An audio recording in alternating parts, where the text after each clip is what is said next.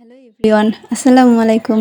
আজকে খুব সকালে উঠে দেখলাম আকাশে এক ঝাঁক কবুতর উঠতেছে, তাও আবার চারিপাশে। তো আমি আবার ভিডিও না করে কিভাবে থাকি, তো ভিডিও করতেছিলাম আর কবুতর গেলি এক পাশ থেকে আরেক পাশে চলে যাচ্ছে। যাই হোক, আমি আজকে মেহমানদের জন্য অনেক পদের আইটেম রান্না করছি, সেগুলোই আপনাদের সাথে আজকে শেয়ার করব। তার আগে কবুতরের ভিডিওটা দেখাই নিলাম, কারণ আজকের ওয়েদারটা অনেক সুন্দর ছিল। আকাশে হালকা হালকা রোদ আর আকাশের মধ্যে এতগুলো কবুতর, তাও আবার চারপাশে। আপনাদের কবুতরগুলো কেমন লাগলো কমেন্ট করে জানাবেন। কিন্তু দেখাই যাইতেছিল না, এক ঝাঁক কবুতর সব সাদা ছিল। আর এখানে ছিল একটা মন্দির, আর এই পাশে ছিল কিছু মানুষের বাড়ি টাড়ি, এগুলো দেখাই দিলাম।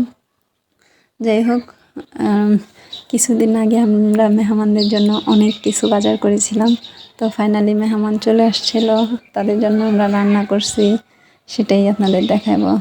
যদি কারো খেতে মন চায় তাহলে কমেন্ট করে জানাবেন, তার জন্য রান্না করে পার্সেল করে পাঠিয়ে দেব। যাই হোক, এখানে পোলাও ছিল আর ছিল আলু দিয়ে গরুর মাংসের তরকারি। এটা আপুরা বলছিল, বিশেষ করে ছোট আপু বলছিল যে আলুটা যেন একটু বেশি দেই মাংসের মধ্যে। এখানে ছিল মুরগির মাংস ভুনা, কালারটা অনেক সুন্দর আসছে, দেখুন জাস্ট ওয়াও। আরও দেখলেই যেন খেতে মন চায় খালি, কিন্তু আমরা অবশ্য খেয়েছি, অনেক মজাই হয়েছে। আর এখানে ছিল ডিম সিদ্ধ, চুলতে ভুলে গেছিলাম আর কি, তাও দেখাই দিলাম, পরে রান্নাটা দেখাই দেবো। আরও ছিল রোস্ট, দেখুন জাস্ট ওয়াও।